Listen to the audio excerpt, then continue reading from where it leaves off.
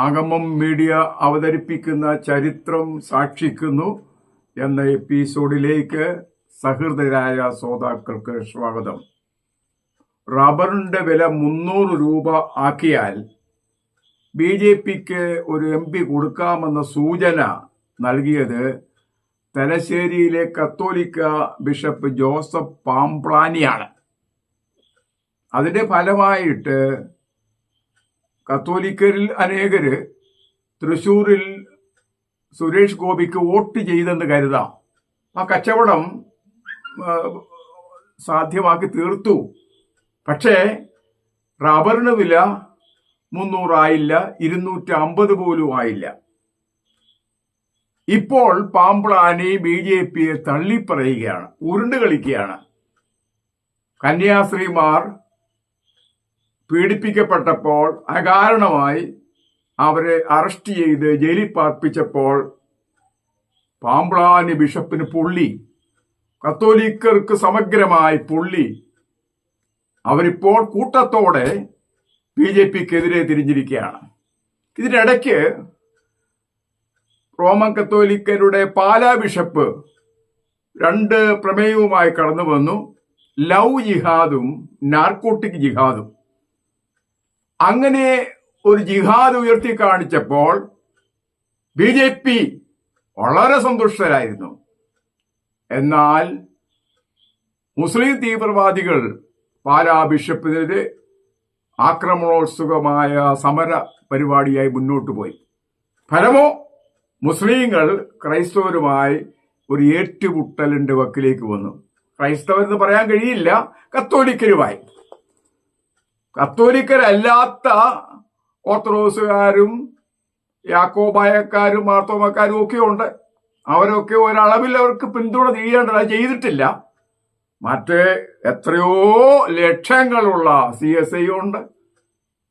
അതേസമയം അതുപോലെ പെന്തക്കോസ്ത്, ബദറൻ, ബാപ്റ്റിസ്റ്റ്, മാർത്തോമ സഭാഭേദങ്ങളെല്ലാം ഉണ്ട്. അവരൊക്കെ ഈ കത്തോലിക്കരുടെ കച്ചവട രാഷ്ട്രീയത്തിന് ഉടപിടിക്കുന്നവരല്ല. ബൈബിളിലെ ആദർശങ്ങൾക്ക് വേണ്ടിയാണ് നിലകൊള്ളുന്നത്. കത്തോലിക്ക ബിഷപ്പുമാർക്ക് വേണ്ടി കച്ചവടമാണ്. റബ്ബർ കച്ചവടമോ ഏത് കച്ചവടമോ. ഇവിടുത്തെ മിഷണറിമാര് ഇവിടെ കടന്നു വന്ന് ആതുര സേവനങ്ങളും വിദ്യാഭ്യാസ പ്രവർത്തനങ്ങളും നടത്തി. അവര് പ്രസ് എസ്റ്റാബ്ലിഷ് ചെയ്ത് അതുവഴി സാഹിത്യ സമ്പുഷ്ടീകരണം നടത്തി. അതൊക്കെ സാമൂഹ്യ സേവനത്തിന്റെ ഭാഗമായിരുന്നു. എന്നാൽ കത്തോലിക്കരും തുടങ്ങി സ്കൂളുകളും കോളേജുകളും അതെല്ലാം വമ്പൻ കച്ചവടം. അപ്പൊ സുവിശേഷത്തെ ഒരു കച്ചവടമാക്കി മാറ്റിയത് ഈ പള്ളി മതമാണ്. ഈ പള്ളി മതം ഒരിക്കലും ക്രൈസ്തവ മൂല്യങ്ങൾ ഉയർത്തിപ്പിടിക്കുന്നവരല്ല. അവർക്ക് വേണ്ടത് കാശാണ്, അവർക്ക് വേണ്ടത് അധികാരമാണ്. എന്നാൽ ബൈബിൾ മൂല്യങ്ങൾ ഉയർത്തിപ്പിടിക്കുന്നവർ കച്ചവടത്തിനല്ല പ്രാധാന്യം കൊടുക്കുന്നത്, സത്യമായ സുവിശേഷത്തിന്, ബൈബിൾ അധിഷ്ഠിതമായ സന്ദേശങ്ങൾക്ക്. അത് കൊടുക്കുന്നവർ റബ്ബർ ഷീറ്റിന്റെ വിലയും മറ്റും പറഞ്ഞ് ക്രൈസ്തവരെ പാട്ടിലാക്കുകയില്ല. അതിപ്പോൾ അവർ മനസ്സിലാക്കി. വടക്കേണ്ടി എത്രയോ പ്രൊട്ടസ്റ്റന്റ് വിഭാഗക്കാർ, സുവിശേഷത്തിൽ പ്രസംഗിക്കുന്നവർ പീഡിപ്പിക്കപ്പെട്ടു. അപ്പോഴൊക്കെ ഈ കത്തോലിക്ക ബിഷപ്പ്മാർക്ക് പൊള്ളിയില്ല.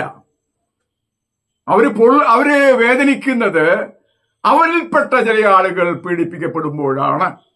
അതാണല്ലോ കന്യാസ്ത്രീമാരുടെ അറസ്റ്റിലും അവരെ കാരാഗൃഹത്തിലാക്കിയപ്പോൾ സംഭവിച്ചത്.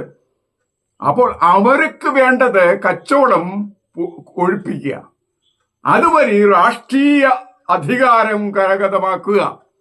ഇതിൽ കവിഞ്ഞൊന്നും അവർക്ക് താല്പര്യമില്ല.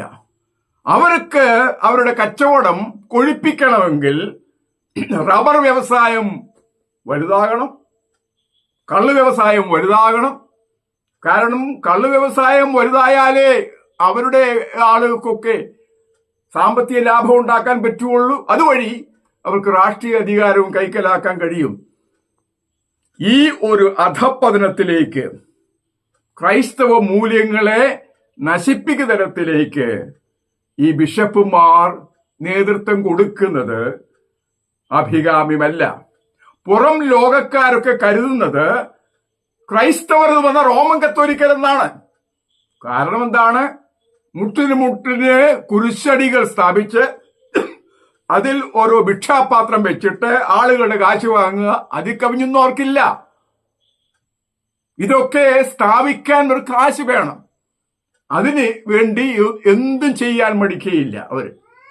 ഇതാണ് ബിഷപ്പുമാരുടെ നയം എന്ന് എല്ലാ ക്രൈസ്തവരും മനസ്സിലാക്കണം. ഇതൊക്കെ ചെയ്തപ്പോൾ സംഭവിച്ചത് എന്താണ്? മണ്ണും ചാരി നിന്നവൻ പെണ്ണും കൊണ്ടുപോയെന്ന് പറഞ്ഞ പോലെ മുസ്ലിങ്ങളും ഇവിടുത്തെ റോമൻ കത്തോലിക്കരും തമ്മിലടിച്ചപ്പോൾ നേട്ടം കൊയ്തു BJP-ക്കാരാണ്. അവരിങ്ങനെ ഇടം കിട്ടുവാൻ അവസരം നോക്കിയിരിക്കുകയായിരുന്നു. ഈ രണ്ടു കൂട്ടരെയും അടുപ്പിച്ച് അവരെ മുന്നോട്ട് പോകാൻ ശ്രമിക്കുകയായിരുന്നു. അപ്പോൾ അവർ വീണ് കിട്ടിയ അവസരം തക്കത്തിൽ ഉപയോഗിക്കുകയും സുരേഷ് ഗോപി ആ വിടവ് നികത്തുകയും ചെയ്തു. ഇനിയും അവര് ജയിക്കുമെന്ന് നമുക്ക് കരുതാനാവില്ല. കത്തോലിക്കർ മനസ്സിലാക്കി, പ്രൊട്ടസ്റ്റന്റുകാർ നേരത്തെ മനസ്സിലാക്കിയതാണ്. ഈ കത്തോലിക്കരെങ്കിൽ ഇനി മനസ്സിലാക്കണം. ബിഷപ്പുമാർ വിശ്വാസികളുടെ വക്താക്കളാകരുത്. അവർ ഇരുന്നുകൊണ്ട് പ്രഖ്യാപനങ്ങൾ നടത്തുകയാണ്. പള്ളി വഴി ഏതോ പ്രഖ്യാപനം നടത്തുമ്പോൾ സാധാരണ കുഞ്ഞാടുകളെല്ലാം അവര് പറയുന്ന കേട്ട് വോട്ട് ചെയ്യും എന്ന ധാരണ ഇനിയെങ്കിലും തിരുത്തുന്നത് നല്ലതാണ്. ഞങ്ങൾ ആഗമം മീഡിയ വഴി ഇതിനെ ചോദ്യം ചെയ്യും. ഞങ്ങൾ തുടർന്നും ആക്രമിച്ചുകൊണ്ടിരിക്കും. ക്രൈസ്തവ മൂല്യങ്ങൾക്ക് വേണ്ടി, സാമൂഹിക നന്മകൾക്ക് വേണ്ടി തിന്മയ്ക്കെതിരെ പോരാടുന്ന ഒരു മാധ്യമ പ്രവർത്തനമാണ് ആഗമം മീഡിയ. ഇതിന് സബ്സ്ക്രൈബ് ചെയ്യുക, ലൈക്ക് ചെയ്യുക. ദൈവം നിങ്ങളെ അനുഗ്രഹിക്കുമാറാകട്ടെ.